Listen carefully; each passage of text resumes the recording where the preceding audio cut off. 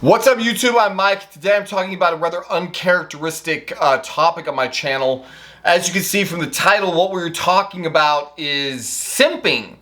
This is a very common term used amongst the younger generation. I always thought it was just basically the same thing as codependency, but it's very popular, and it seems to swing both ways. Sometimes it seems to be pursued as this not pursued, viewed as this kind of positive, but generally it is construed as a negative attitude that men who simp for women are kind of pathetic, and that they unnecessarily seek out their attention and kind of grovel, and that often this attention is not reciprocated.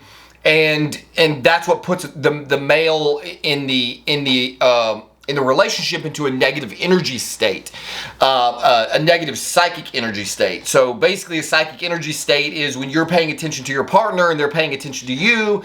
Then you're both getting psychic energy from each other. You're both getting attention, basically.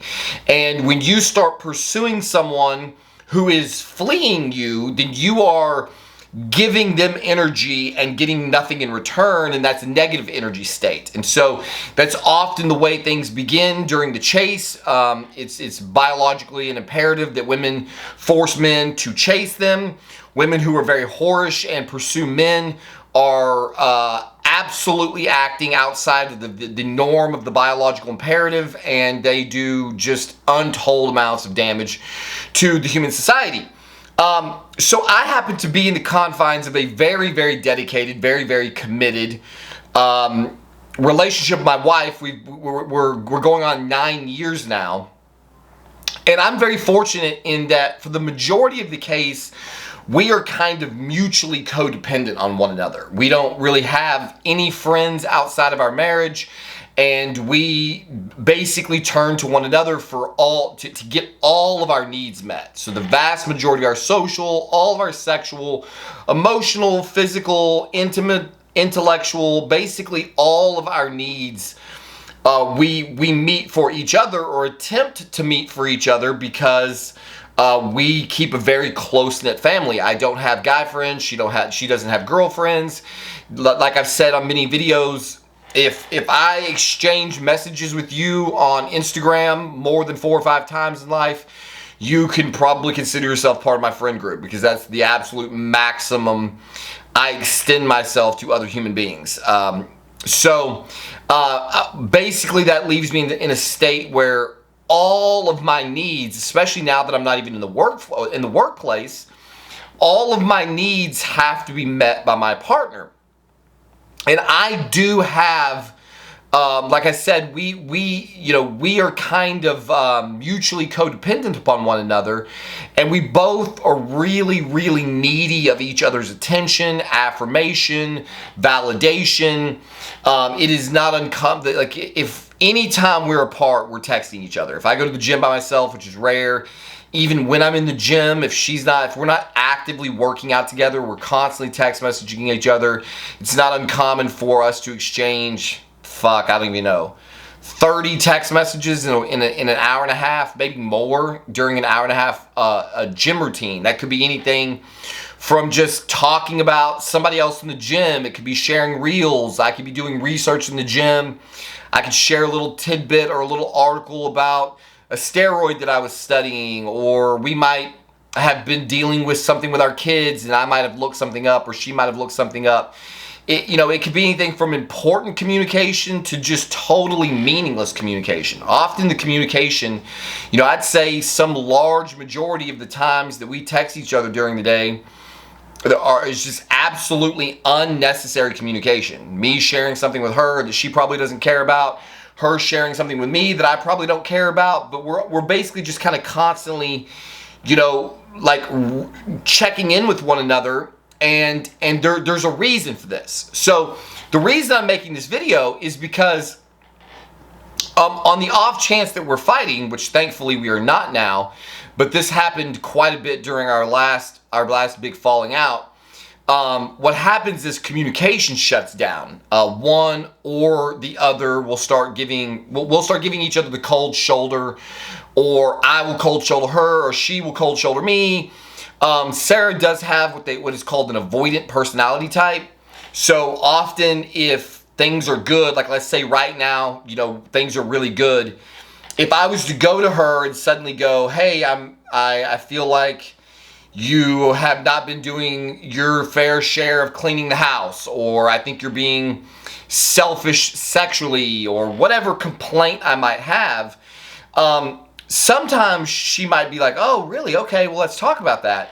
But sometimes it seems, and I don't want to put words into her mouth because I'm certainly not trying to start a fight, but sometimes it seems like if the thing that I am upset about kind of strikes a nerve with her, maybe it's something she's aware that she does and she hasn't really coped with it yet and she doesn't like it about herself, or it could be the polar opposite. She just absolutely doesn't think that she's doing it and she knows that, but clearly I'm feeling that she's doing it, so we're kind of already at an impasse and she fears that a fight's coming on. One of the things that she'll do is kind of just shut down. So like I'll bring to her an issue or a problem and she will just fucking not talk about it. And then usually what happens is she will just kind of stop talking to me in general. Or it'll be like the elephant in the room where she's still being civil to me, but clearly there's this thing that I've expressed that I feel like needs some attention, and she's kind of ghosting it, so it's not getting the attention that it needs. And then I start getting emotionally wounded by this, which will cause me to pull away from her because it makes me feel like I'm being emotionally manipulated. There's a lot of stupid fuck-ass reasons that this situation could occur. Almost every single time, it is something stupid that causes us to have a breakdown in communication. When we have a breakdown in communication, I always feel like I am disproportionately affected by this. Now, she will probably not agree. I think she just does a much better job of hiding it because she's much better at, as a woman, which is typically true of women, they're much better at hiding their simp-like behaviors. So a woman can be really needy of a man's attention, but they sort of have a different level of pride than most men, and they won't show it in the same kind of way that typically men will. And so we have routinely gotten into situations where we'll be in some kind of a fight or disagreement, and basically communication is broken down, or we'll be like just bare minimum civil to each other, but we're not doing the normal back and forth, multiple text messages a day, sharing our lives together.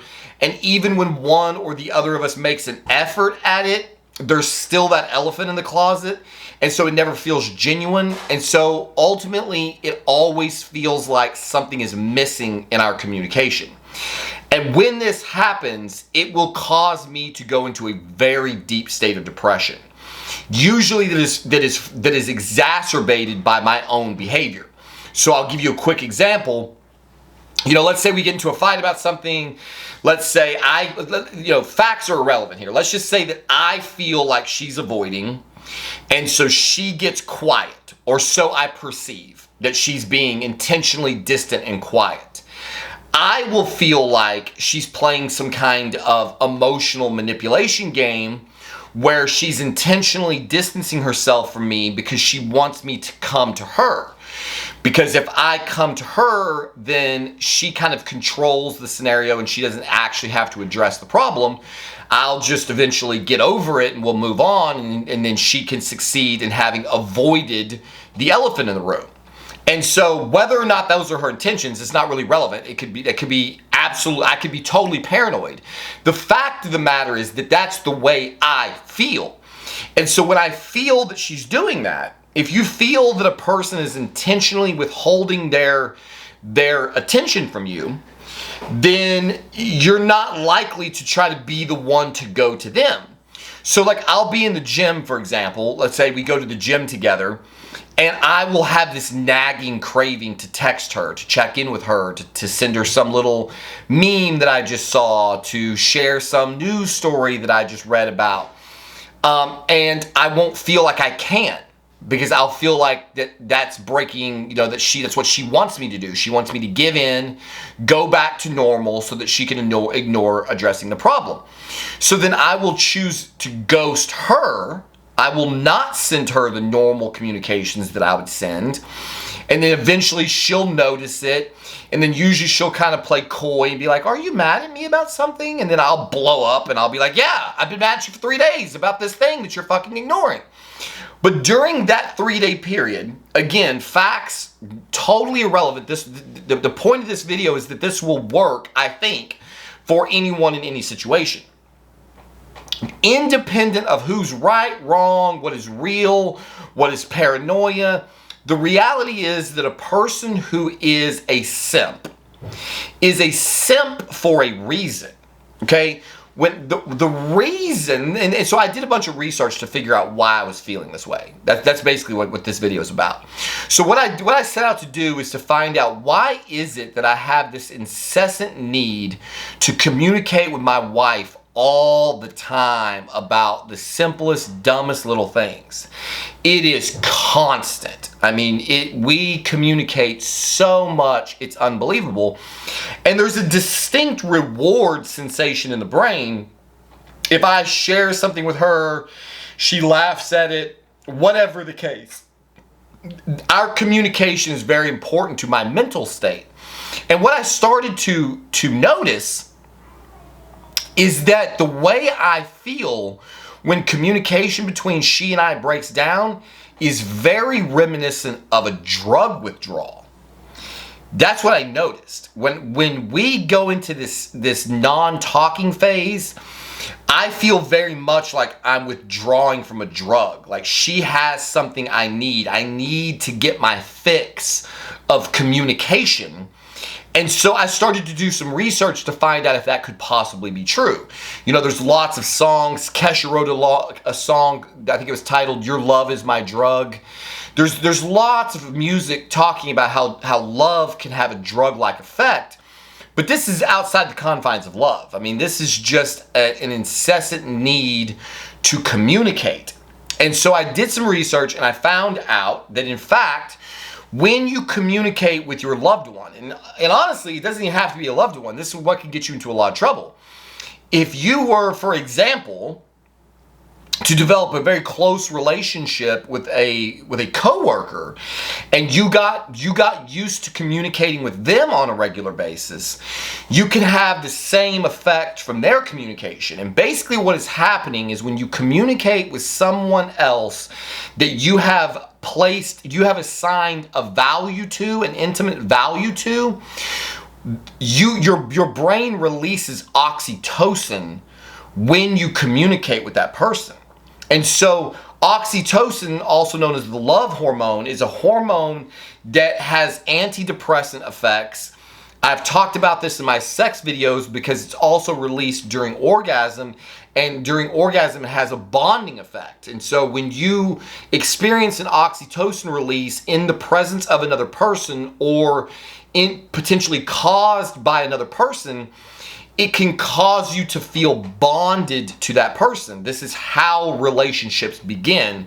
The chemistry in our brains is the evolution is really smart. Like it's wired us in such a way to create connections between people.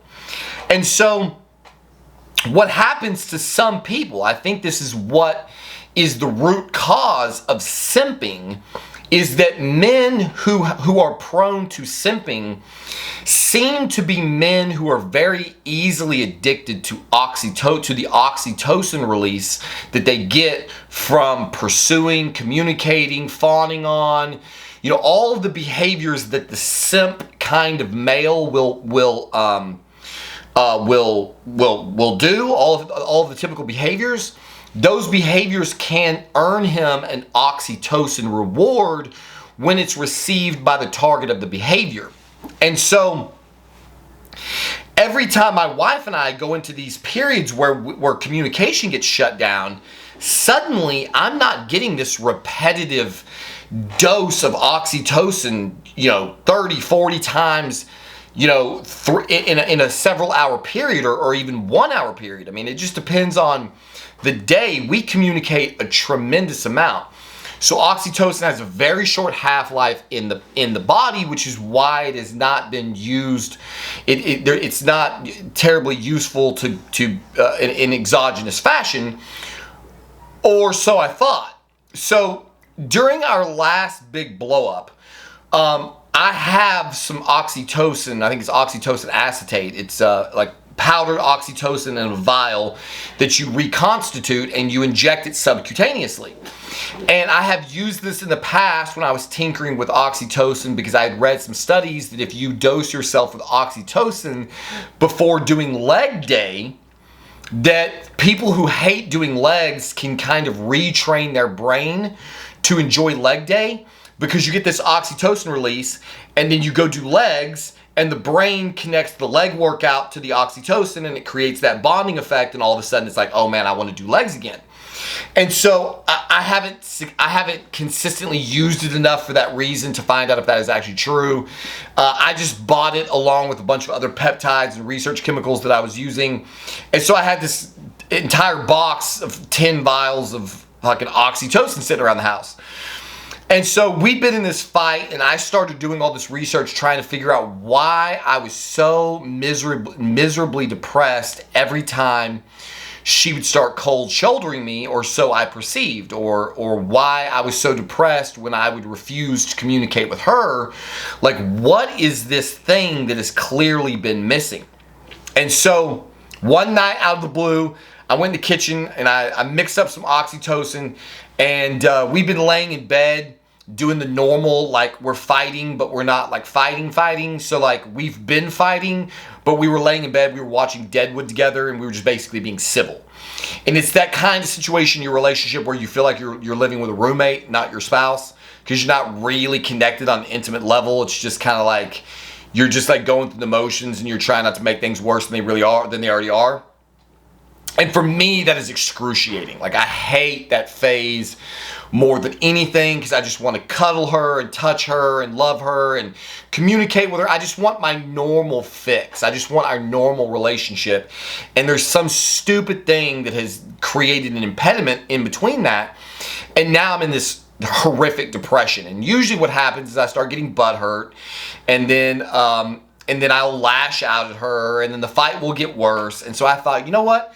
I wonder if I can circumvent this chemically, because that's what I'm always trying to do anyway. I'm always fucking with my body and fucking with my chemistry. So I go in there and I drew up 30 micrograms of oxytocin. Again, I believe it's oxytocin acetate. And I injected 30 micrograms into my belly tissue. And I have a somewhat unique, I don't know, not everyone reacts to oxytocin this way. Sarah does not react this way. I do. So your mileage may vary. When I inject oxytocin, within about 5 to 15 minutes, I will suddenly get the most intense flushing all over my body. My face will turn bright red. My shoulders will turn bright red. I'll start like having like elevated pulse, almost panting, like borderline sweating. It's a strange reaction. It's one of the reasons that I don't really prefer to use it, because it's not terribly comfortable, honestly. It's pretty intense. It's somewhat akin to what Viagra can cause, but it's more acute and it's shorter lasting.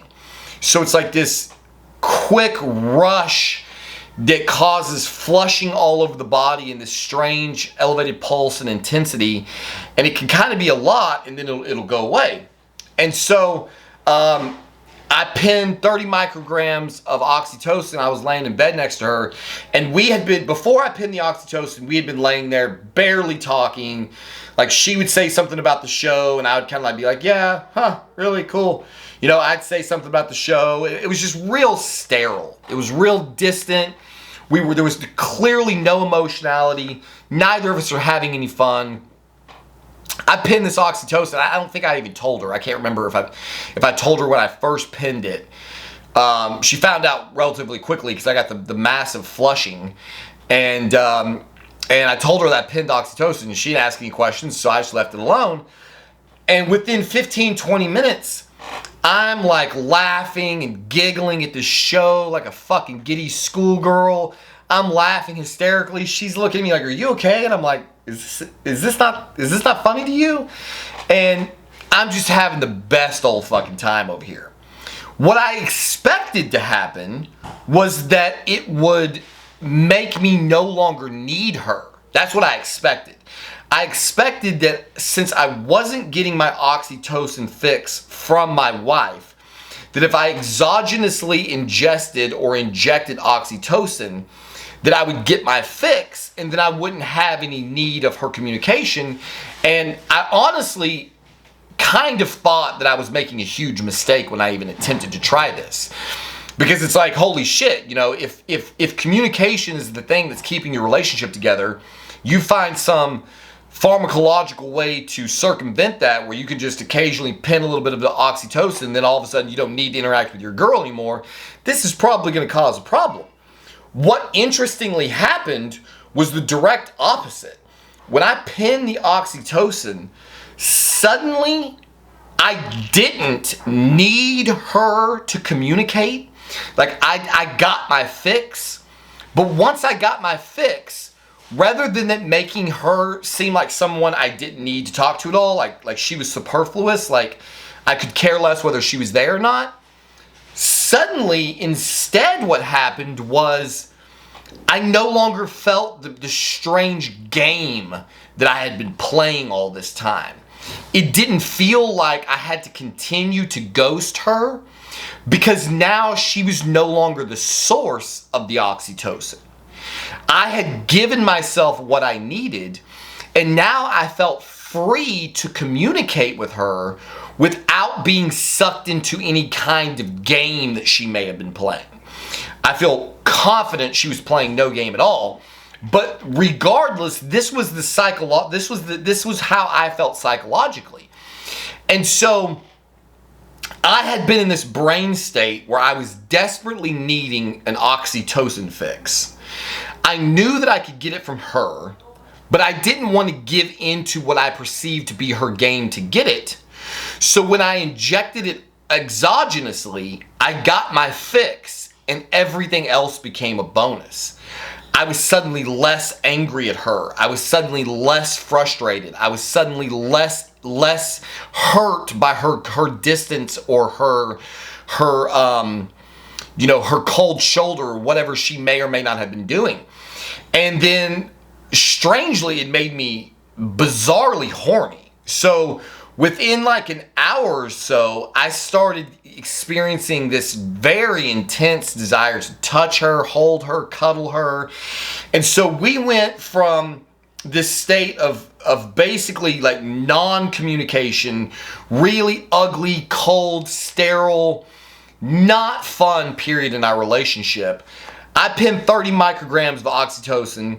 Within 15 minutes, I'm laughing, giggling, having the best time of my life. Within an hour, I am super horny and very desirous of contact with her. And it ended up turning into that night of me maybe simping even harder. I don't know. I remember going down on her for an extended period of time. It basically just took all the shackles off the relationship. All of the dark cloud and the drama that was making me feel like I couldn't do certain things that I wanted to do because she was winning on some psychological level. That entire bullshit just got wiped away. I got my oxytocin fix, and then I was free to just do whatever I wanted because it felt like it was coming from me. It didn't feel like any kind of manipulation or gameplay or anything that she was up to.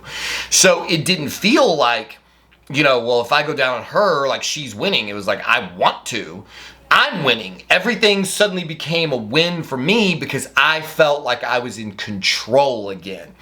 And I think that's what ultimately causes the major problems in relationships, especially when you get into these non-communication states, is it becomes a battle for control. Who's going to give in? Who's going to break first? Who's going to cede ground?